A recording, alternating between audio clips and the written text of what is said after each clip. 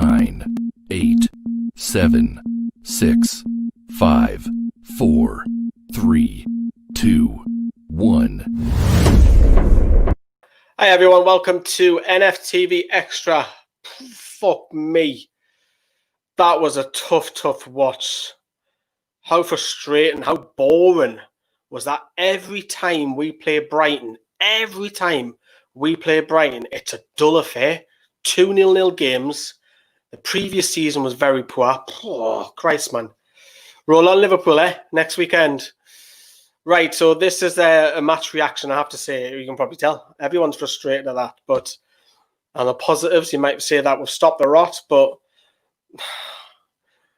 Brighton made us look ordinary, and to some extent, we made them look a lot ordinary as well. But talk you through the few of the chances then. Obviously, the first 20 minutes, Brighton had a couple of chances through Lewis Dunk and Pascal Gross. Not massively troubling us in the first 20 minutes, but probably the big talking point, and I've seen Graham Souness talk about this, is that he believed it was a penalty when Matt Ritchie's, I don't know what Matt Ritchie's doing. He's all over the place inside of his own box, and Maupay just picks the ball up off him and he drills it low to Trossard, who forces Dubravka to push it round for a corner. Good save by the Slovakian. At first, I didn't think it was a penalty, but looking at the different camera angle, Ritchie kind of kneels him a little bit, so maybe we've got away with it, but VAR didn't even look at it, to be honest with you, so maybe we've got away with a penalty against, well, who knows, but I can't get how poor that game is. And then really our first chance really was from Shelvey's corner, where it comes in and Gale's made a fantastic run to get off his man.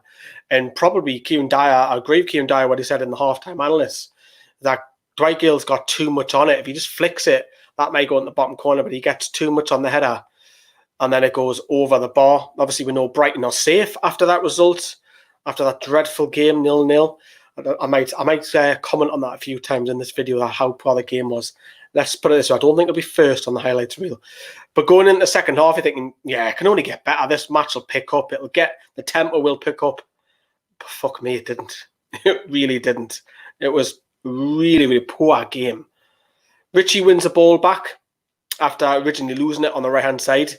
And probably, well, it was our best chance second best chance in the second half.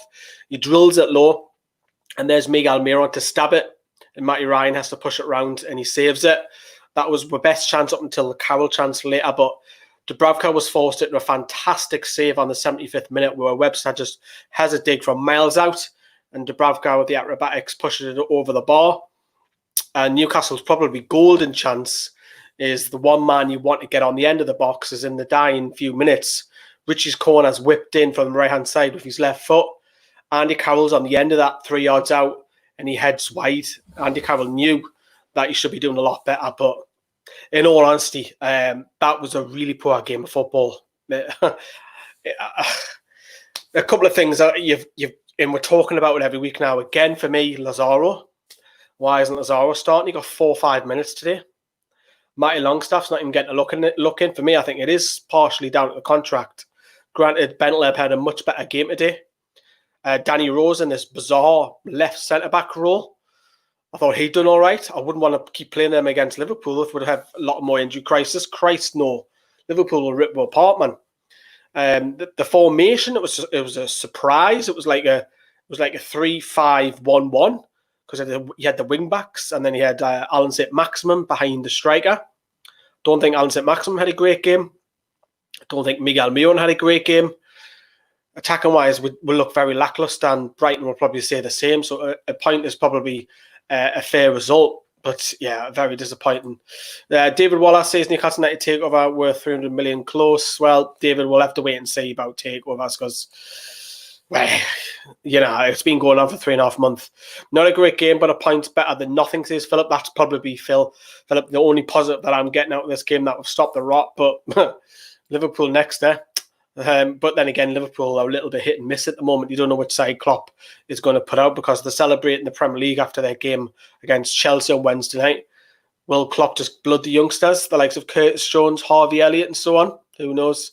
But Philip's saying this game is guaranteed to be last on match of the day. So frustrating watching that. I predicted Newcastle to win 1-0. At least I got the second half right, second part right, 0. But over on the main channel, the lads are live talking to fans, so get yourself over there, get involved. And then the live 15, 20 minutes after that video with scoring the players. And then I'm back later on to do the last word where we're talking about the game. We've got a clip from Johnny. And we've also got reaction from Steve Bruce as well. So stay tuned to the last word. And yeah, we'll build up to the Liverpool game on the main channel later on this week.